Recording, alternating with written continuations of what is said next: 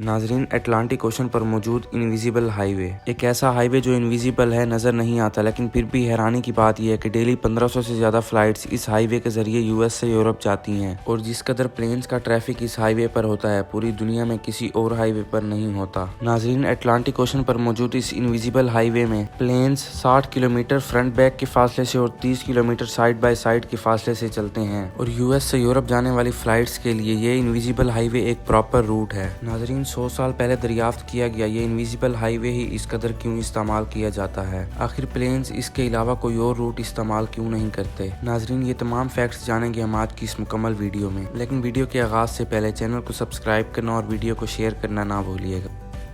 بسم اللہ الرحمن الرحیم۔ پورے پاکستان اور دنیا بھر میں دیکھنے اور سننے والوں کو السلام علیکم۔ آپ دیکھ رہے ہیں اس وقت یوٹیوب چینل اور میں ہوں آپ کا میزبان عبد المعید۔ ناظرین، بات کرتے ہیں انویزیبل ہائی وے کے بارے میں، جس کو 100 سال پہلے دریافت کیا گیا تھا۔ 1920 میں واسابورو اوئیشی نام کا ایک جاپنیز میٹرولوجسٹ ویدر بیلونز کے بارے میں ریسرچ کر رہا تھا، جب یہ نوٹس کیا گیا کہ اٹلانٹک اوشن کے اس ایریا پر 30 سے 40 ہزار کے الٹیٹیوڈ پر ایک انویزیبل اسٹرینتھ موجود ہے جو ان ویدر بیلونز کو ہائی سپیڈ کے ساتھ ایسٹ کی طرف پش کر رہی تھی۔ اس ریسرچ کے مطابق اٹلانٹک اوشن کے اس ایریا میں ایک ایسی اسٹرینتھ موجود تھی جو ہر چیز کو ایسٹ کی طرف بہت ہی ہائی سپیڈ سے پش کرتی تھی، لیکن ناظرین 1920 میں جاپنیز میٹرولوجسٹ کی اس ریسرچ کو بالکل بھی نوٹس نہیں کیا گیا اور نہ ہی اس پر کچھ زیادہ ریسرچ کی گئی، لیکن صرف 25 سال بعد ہی ورلڈ وار 2 کے دوران اپریل 1945 میں امریکہ کی ایک ریاست اوریگون میں 6 دوست پکنک پر آئے اور وہاں جنگل میں انہوں نے ایک ویدر بیلون دیکھا۔ وہ ویدر بیلون سائز میں بہت بڑا تھا اور اس میں ایک بوم لگا ہوا تھا، لیکن پکنک پر آئے ان 6 دوستوں میں سے یہ بات کوئی بھی نہیں جانتا تھا، لیکن جب انہوں نے ویدر بیلون کے ساتھ چھیڑ چھاڑ کی اور مشکل سے اسے گھسیٹ تو لیا تو ویدر بیلون گھسیٹنے پر بم پھٹ گیا تو ان تمام 6 دوستوں کی موت ہو گئی۔ ناظرین، آپ کو یہ جان کر حیرانی ہوگی کہ اسی سال پورے امریکہ میں ایسے ہی کئی واقعات اور بیانات ریکارڈ کروائے گئے۔ ریسرچ کے مطابق پتہ چلا کہ صرف ایک نہیں بلکہ کئی ہزار بیلونز جاپان نے ریسرچ کے لیے بھجوائے تھے۔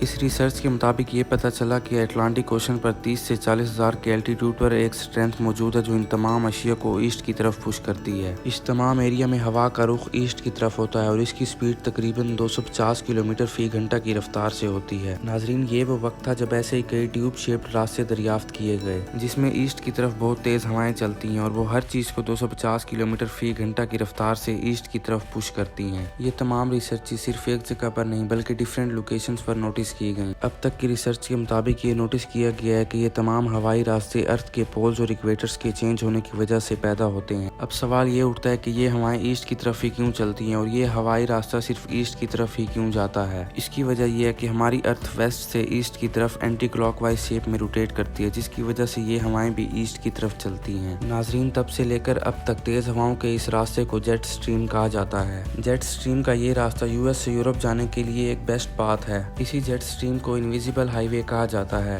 اور یو ایس سے یورپ جتنی بھی فلائٹس جاتی ہیں ان کو جیٹ اسٹریم کے ذریعے سے ہی بھیجا جاتا ہے، کیونکہ جیٹ اسٹریم کے اس راستے میں ہوائیں پلینز کو بیک سائڈ سے 250 کلومیٹر پر آور کی سپیڈ سے پش کرتی ہیں، جس کا سب سے بڑا فائدہ ٹائم کی بچت ہے اور اس کے ذریعے پلینز کا فیول بھی بہت کم استعمال ہوتا ہے۔ ناظرین، یہ وہ راستہ تھا جس کا 1950s میں استعمال شروع کیا گیا۔ اب اس کے لیے صرف ایک ہی راستہ یو ایس سے یورپ جانے کے لیے استعمال کیا جاتا تھا۔ یو ایس سے یورپ جانے والی تمام فلائٹس کو جیٹ اسٹریم کے اندر ہی رکھا جاتا تھا، جبکہ واپس آنے والی فلائٹس کو جیٹ اسٹریم سے دور رکھا جاتا تھا، کیونکہ اگر یورپ سے یو ایس آنے والی فلائٹس کو جیٹ اسٹریم میں رکھا جاتا تو مخالف طرف سے آنے والی ہوائیں بہت سے نقصانات کا سبب بن سکتی تھیں، اس لیے یورپ سے یو ایس آنے والی فلائٹس کو جیٹ اسٹریم سے بہت دور ہی رکھا جاتا تھا۔ ناظرین، اب جیسے جیسے ٹریفک بڑھتی گئی جیٹ اسٹریم کا راستہ سب سے زیادہ استعمال ہونے لگا اور اس میں ATC یعنی ایئر ٹریفک کنٹرولر کو بہت مشکل ہونے لگی، کیونکہ رڈار سسٹم میں رڈار کی رینج صرف 128 کلومیٹر ہی ہوتی ہے، جبکہ جہاز اس رینج سے باہر جانے کے بعد غائب ہو جاتے تھے، تو اس لحاظ سے ایئر ٹریفک کنٹرولر کو بہت ہی مشکل کا سامنا کرنا پڑتا تھا۔ لیکن ناظرین، اس کے لیے ایک نیو سسٹم 1965 میں Northern Atlantic organised track system net OTC کے نام سے ڈیولپ کیا گیا، جس میں یو ایس سے یورپ جانے والی فلائٹس کو 4 کنٹرول سینٹر کنٹرول کرتے تھے۔ اس نیٹ OTS میں مکمل 6 راستے رکھے گئے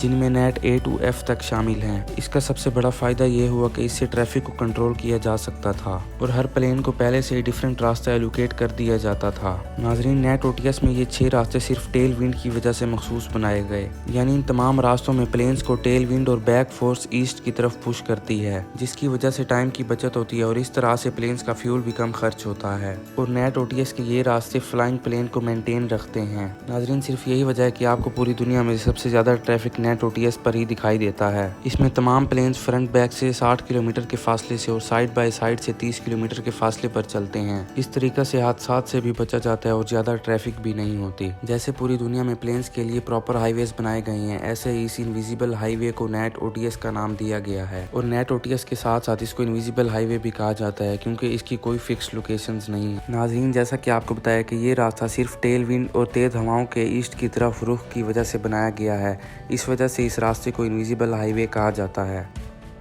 ناظرین امید ہے اب تک آپ کو ہڈن ہائی ویز کی مکمل تھیوری سمجھ آ گئی ہوگی، اور اگر ویڈیو اچھی لگی ہو تو لائک اور شیئر کرنا نہ بھولیے گا۔ انفارمیشن اور ہسٹری کی ایسی مزید ویڈیوز دیکھنے کے لیے چینل کو سبسکرائب کر لیں اور میری اگلی ویڈیو کا انتظار کیجیے گا۔ تب تک کے لیے اللہ حافظ۔